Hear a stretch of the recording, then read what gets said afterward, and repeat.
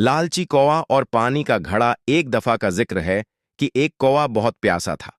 वह पानी की तलाश में इधर उधर उड़ता रहा, मगर कहीं पानी न मिला। आखिरकार उसे एक मैदान में एक घड़ा नजर आया। कौवा फौरन वहां पहुंचा और झांक कर देखा तो वाकई घड़े में पानी था, मगर बहुत कम। कौवा बहुत होशियार था।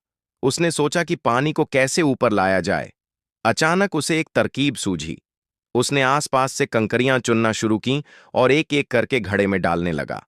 ज्यों-ज्यों कंकरियां घड़े में गिरतीं, पानी ऊपर आता गया।